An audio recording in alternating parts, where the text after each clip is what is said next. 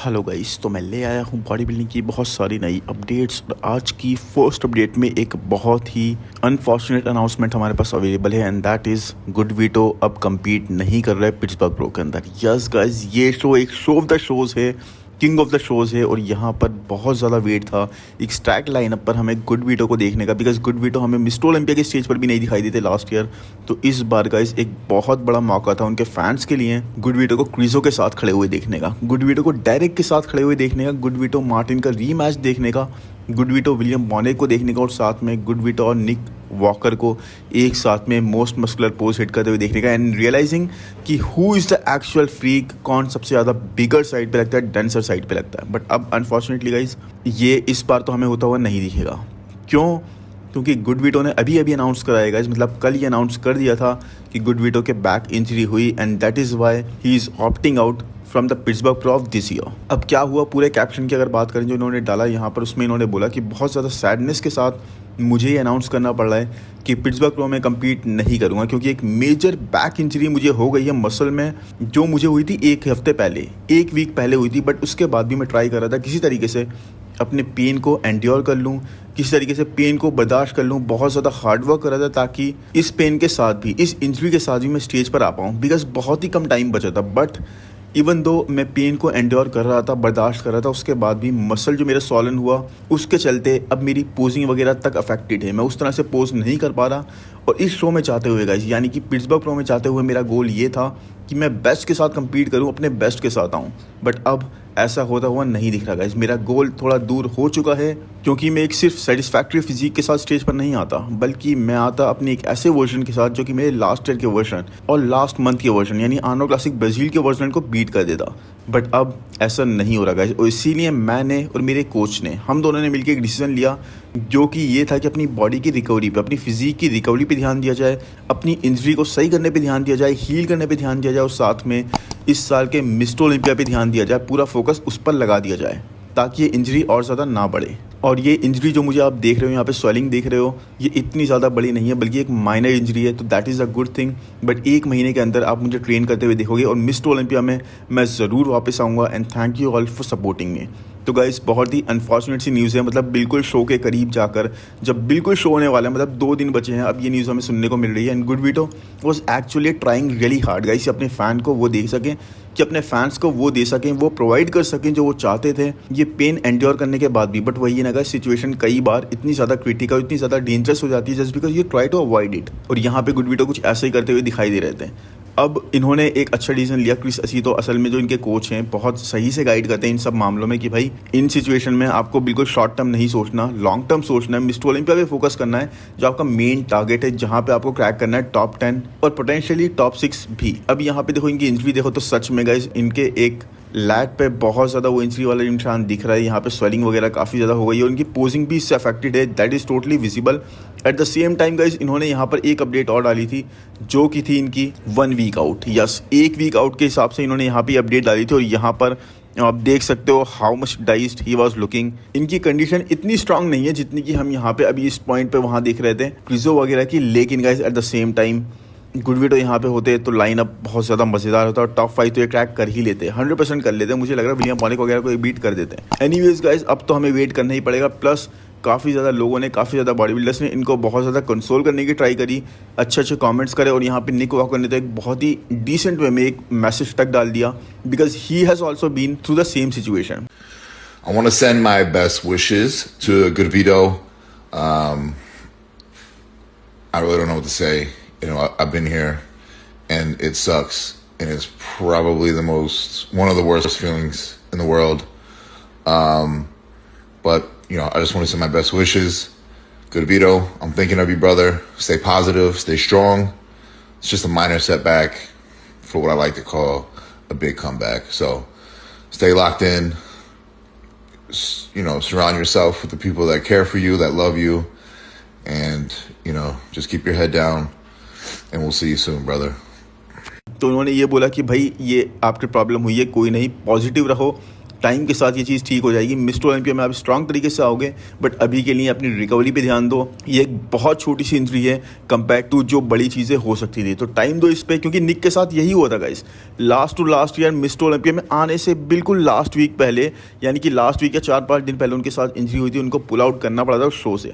और यही चीज़ हम गुड वीडो के साथ भी होते हुए देख रहे हैं। बाकी guys I really hope good widow जल्दी से रिकवर करें और मिस्टर ओलंपिया से पहले बिल्कुल पूरी तरीके से रिकवर करें, और मिस्टर ओलंपिया से पहले पूरी तरीके से रिकवरी करने के बाद वापस आएँ। क्योंकि अब देखो यहाँ से तो चलो फिर भी इनके फैंस बर्दाश्त कर लेंगे, पिट्सबर्ग प्रो में कम्पीट नहीं कर रहा है, बिकॉज इनके ना होने पर भी गाइस लाइनअप अच्छा खासा है, लाइनअप में कोई कमी नहीं आई। एक एथलीट चलेगा यस, जिनके मैचअप जिनके कंपैरिजन हम देखना चाहते थे, but at the same time guys उसके बाद भी काफ़ी लाइनअप में स्ट्रॉन्ग एथलीट्स अवेलेबल हैं। लेकिन गुड वीडो भी होते तो बात अलग होती, बट हाँ मिस्टर ओलंपिया में तो इनको होना ही चाहिए, बिकॉज लास्ट ईयर भी he could not qualify and that is why he was not appearing on the mister Olympia stage. But इस बार ऐसा नहीं हो। I really wish him a speedy recovery. आप लोग भी ऐसा ही करना। बाकी अब अगर चले नेक्स्ट अपडेट में गाइस, तो वो है एरिन बैंक्स और ब्रैंडन हेनरिक्सन की। यस गाइस, बट देखो इस अपडेट से पहले ना मैं आपको लाइनअप बता दूं, इस शो का मेंस फिजिक डिवीजन का लाइनअप भी रिवील हो गया है।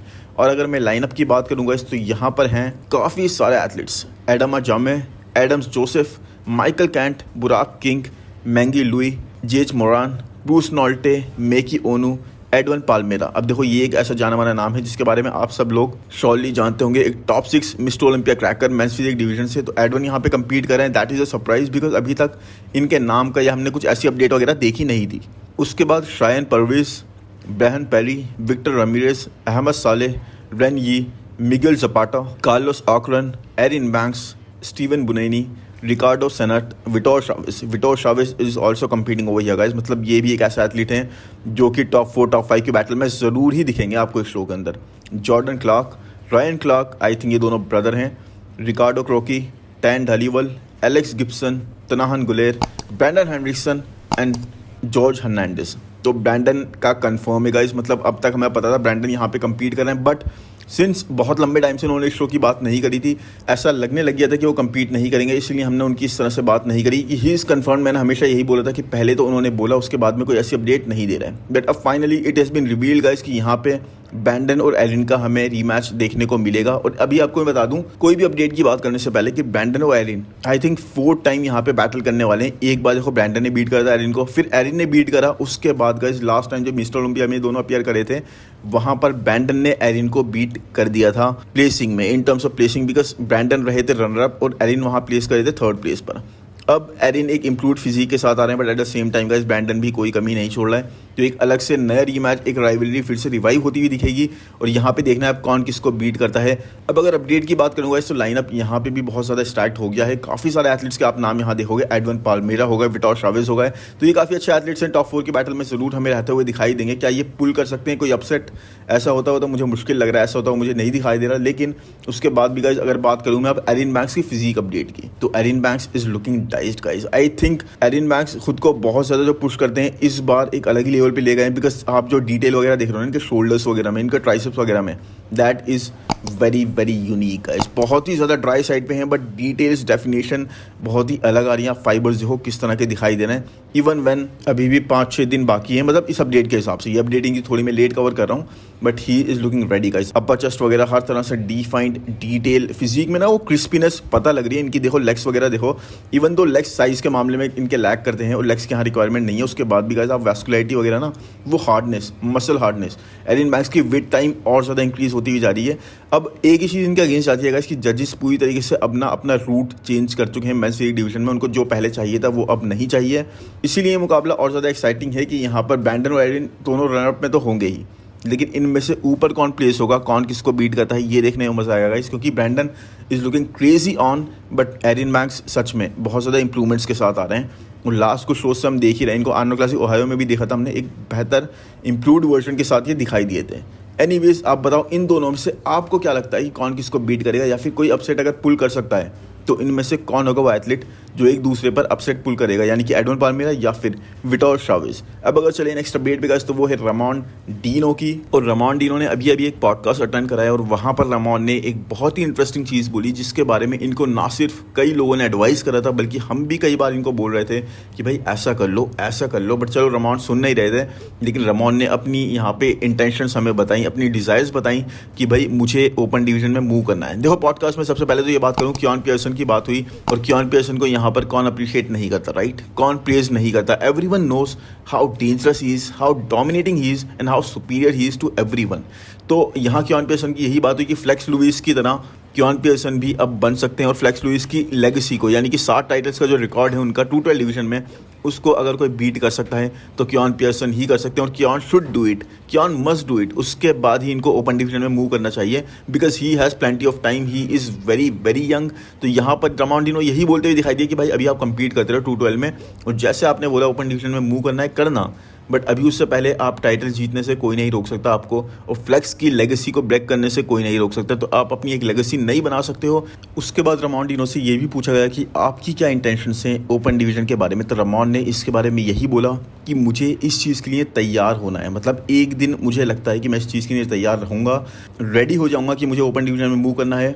मैं ये नहीं बोल रहा कि मुझे अभी मूव करना है या मैं ओपन में जा रहा हूँ, नहीं, बट अगर मुझे कभी सही फील हुआ या मुझे लगा कि अब सही टाइम है यहाँ पे मुझे ओपन में मूव कर जाना चाहिए, तो I will definitely consider that और मैं ओपन में मूव कर जाऊँगा। बट अभी मुझे लगता है क्लासिक डिवीजन में मुझे काफ़ी कुछ अचीव करना है और मेरी फिजिक उस तरह से रिस्पॉन्ड कर रही है, तो अभी तो मैं क्लासिक में ही कंपीट करूँगा। अभी वो टाइम काफ़ी दूर है जब मैं ओपन में खुद को मूव होता हुआ देखता हूँ, यानी कि गाइस 1-2 साल में तो ये मूव नहीं हो रहा है, लेकिन हाँ, ये चीज़ मेरे रडार पर ज़रूर है।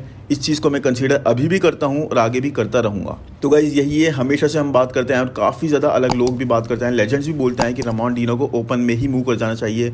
इनकी फिजिक वहाँ पर जब रेस्ट्रिक्टेड नहीं होगी ना, लिमिटेड नहीं होगी, तब हील प्रॉस्पर, इनकी फिजिक बहुत ज़्यादा इंप्रूव करेगी, तब इनके प्रोपोर्शंस और ज़्यादा इंक्रीज़ करेंगे, और जो हम इनके देखते हैं लैट्स वगैरह का इशू, वो और ज़्यादा इनको ग्रो करने का मौका मिलेगा। बिकॉज अभी ये ग्रो कर लेते हैं, बट ऑफ सीजन में गाइस जैसे ही प्रेप स्टार्ट होती है, he has to size down, he has to reduce the size, और साथ में वो फुलनेस ये लूज़ कर देते हैं। तो अब रामोन डीनो इस पर ही वर्क करने वाले हैं, he is going to try for that. और सच में आई रियली वांट गाइस कि ओपन डिवीजन में इनको मूव करना ही चाहिए। वैसे यहाँ पर देखो गेस्ट पोजिंग करते हुए दिखाई देंगे पिट्सबर्ग में, तो एक दिन में हमें इनकी गेस्ट पोजिंग भी दिखाई देगी। माइक सोमरफील्ड के नेक्स्ट खड़े हुए देखना पड़ेगा हमें कैसे दिखाई देते हैं वहाँ पर ये माइक के अगेंस्ट, बिकॉज माइक भी अभी ऑफ सीजन में ही है एक तरीके से, बल्कि इवन वो तो ऑफ गियर है गाइस, ऑफ गियर। मतलब अगर ऑफ गियर माइक ने यहाँ पे रामोन डीनो को बीट कर दिया, जो कि he is in off season, तो देख लो आप गैप कितना ज़्यादा बड़ा हो जाएगा। तो यही चीज़ देखने में अब मज़ा आने वाला है। बाकी अब अगर चले नेक्स्ट अपडेट पे गाइस, तो वो है जॉन प्रेडल्स की। जॉन प्रेडल्स ने अपनी, देखो ऑफ सीजन का ख़त्म हो चुका है, प्रेप पर ही है इस वक्त। अब ये किस शो में कंपीट करने वाले हैं ये इन्होंने आई थिंक रिवील नहीं करा, या फिर शायद मैं उसका नाम भूल गया उस शो का, but he is in off season. और सच में इनकी अपनी पहली फिजिक से कंपेयर कर रहा हूँ, यहाँ पर पूछ रहे हैं कि कौन सा वर्जन आपको बेटर लग रहा है, 2018 का या फिर 2025 का। अब देखो 7 साल इन वर्जन्स में गैप है, बट फिजिक में आप चेंज देखोगा कितना over the time, gradually slow approach के साथ 7 साल के पीरियड के अंदर इन्होंने मसल मास अपने फ्रेम पर ऐड करा है, and he has turned totally into a open division body builder guys. He is looking very very complete, और सच में इसीलिए गाइस मज़ा आ रहा है इस फिजिक को देख के, ऐसी ट्रांसफॉर्मेशन को देख के कि आप कहाँ से कहाँ तक आए हो। और लोग सोचते हैं ना एकदम से ट्रांसफॉर्मेशन हो जाती है, मतलब अंडरस्टैंड दिस कि डाइट ऑन पॉइंट है, वर्कआउट ऑन पॉइंट है, स्लीप रिकवरी ऑन पॉइंट है, और साथ में गाइस एवरीथिंग गियर वगैरह सब ऑन पॉइंट है। आप यूज़ कर लो कंसिस्टेंटली, उसके बाद गाइस 7 साल, उसके बाद भी आपको 7 साल लगे इतने इस लेवल पर पहुंचने के लिए, ऐसी muscle mass, dense muscle mass obtain करने के लिए। अब यहाँ पे लड़के क्या सोचते हैं हमारे लोकल जिम के अंदर, एक साइकिल पे चले जाओ, सब कुछ चला दो और यहाँ पे 30-40 पाउंड्स ऐड कर लो। ऐसे नहीं होता, बिल्कुल स्लो अप्रोच आपको फॉलो करनी पड़ती है, बिल्कुल एक हेल्दी वे में अप्रोच फॉलो करनी पड़ती है, and that is why it took him 7 years to get here from this physique. तो मज़ा आ रहा है गाइस देखने के लिए, अब देखने में मज़ा आएगा कब ये कंपीट करते हुए दिखते हैं। आई थिंक एम्प्रो वाले शो में कंपीट करेंगे, जो कि जल्दी है 5-6 वीक्स के अंदर, and I really hope guys इनकी अपडेट आपको पसंद आई होगी। फिजिक मुझे बहुत पसंद आ रही है, मैं वेट कर रहा हूँ इनको स्टेज पे देखने का। लेट्स सी कब हमें स्टेज पर दिखाई देते हैं और किस तरह के वर्जन के साथ दिखाई देते हैं, that is going to be really incredible. अब अगर इसके बाद बात करूंगा इस नेक्स्ट अपडेट की, तो यहाँ न्यूयॉर्क प्रो की मैं बात करना चाहूँगा। न्यूयॉर्क प्रो के लिए स्टीव वाइनबर्गर ने अनाउंस कर दिया है कि the prize money has been increase guys. Prize money increase करके $30,000 कर लिया गया न्यूयॉर्क प्रो के ओपन डिवीजन के बॉडी बिल्डर के लिए। तो वैसे तो ये प्राइज मनी अगर दूसरे शो से कंपेयर करें, यानी कि आप दुबई प्रो से करो जहाँ पे 140,000 है, पिट्सबर्ग प्रो से करो जहाँ पर फर्स्ट टाइम शो हो रहा है ओपन डिवीजन का और इसमें ही 100,000 है, आनो क्लासेस कंपेयर तो करो ही मत क्योंकि वहाँ पर $400,000 प्राइज मनी था गाइस। तो वही है प्राइज मनी उनके कंपैरेटिवली कम लग रहा है, बट न्यूयॉर्क प्रो का प्राइस मनी अपने comparatively last year I think $25,000 था, उससे जरूर इंक्रीज हुआ है, $30,000 पहुंच गया। और ये चीज़ें काफ़ी ना स्पोर्ट के लिए अच्छी जाती है गाइस। जितना ज़्यादा प्राइस मनी आप करोगे उतना ज़्यादा आपका लाइनअप स्टैक्ड होता जाएगा। और ये न्यूयॉर्क वगैरह ऐसे बड़े शो हो गए, स्टेपल शो हो गए जहाँ पे कंपेयर करने पे, कम्पीट करने पे भी आपको मज़ा आता है। एथलीट्स अच्छे अच्छे आते हैं और सबको एक्सेस भी होती है, किसी को ऐसा कोई प्रॉब्लम नहीं होती यहाँ पे कम्पीट करने से या फिर ज़्यादा ट्रैवल नहीं करना पड़ता, बिल्कुल in the mist of the city है। तो that is a very luring thing about these shows. और साथ में गाइस ये शो अब नेक्स्ट वीक ही है, पिट्सबर्ग प्रो के बाद में काफ़ी ज़्यादा एथलीट्स कम्पीट करते हुए दिखेंगे। माइकल क्रिसो ने कंफर्म ऑलरेडी कर दिया, Reagan Grimes is also competing, Nick Walker भी मुझे लग रहा है गाइस अगर यहाँ पे डायरेक्ट उनको बीट कर दिया ना, जो कि चांसेस हमें लग रहे हैं 50-50 समझूंगा मैं तो इसको, तो निक वॉकर भी यहाँ कम्पीट करने ज़रूर उतरेंगे। तो ये चीज़ देखने में बहुत ज़्यादा मज़ा आएगा। वेट कर रहा हूँ मैं इस शो का, लेकिन $30,000 मतलब देख रहे हो हर एक शो का प्राइस मनी ऐसे इंक्रीज करा जा रहा है कि अब हर एक एथलीट के लिए opportunities to earn a very good price money या फिर पैसे बहुत ज़्यादा कमाने का मौका ना बहुत सही बन रहेगा। इस कोई भी यहाँ पे मजे से अपने पैसे बना सकता है और एक अच्छे पैसे, मतलब $30,000 is not a very small amount guys. अगर इंडियन रुपीज़ में बोलूँ तो कम से कम 25 से 30 लाख के बीच में अमाउंट बैठेगी। एनीवेज अगर बात करें इसके बाद नेक्स्ट अपडेट की गाइस, तो वो है एडवन पाल्मेरा की। अब मैंने इनकी बात कही थी फर्स्ट अपडेट या सेकंड अपडेट के अंदर, जहाँ पे मैंने बोला था कि ये मेंस फिजिक डिवीजन में कम्पीट करना है पिट्सबर्ग प्रो के अंदर। अब इनकी फिजिक यहाँ देख लो गाइस, ये है just 6 days out and honestly 6 days out के हिसाब से फ्लैट डिप्लीटेड स्मॉलर साइड पे ज़रूर दिखाई देना है, बट कंडीशन मुझे ऐसी नहीं लग रही गाइस, बिल्कुल कोई वाव फैक्टर वाली या फिर बहुत ज़्यादा डिफाइंड। अब ये इसलिए भी हो सकता है because he is not full guys, flat होने की वजह से वो बिल्कुल फिजिक से ना फैक्टर चला गया है, साइज़ काफ़ी डाउन लग रहा है, बिल्कुल डाउन सी फिजिक लग रही है, डिप्लीटेड सी। हो सकता है ये फैक्टर हो, but he is not looking as promising guys जैसे हम एरिन बैंक्स, ब्रैंडन वगैरह को देख रहे हो, plus Vitor Chaves I think इनके ऊपर प्लेस करेंगे बिकॉज विटोर ना कभी भी लैक नहीं करते guys. His of version is also better than everybody's on version, इतने ज़्यादा अच्छे वो आते हैं।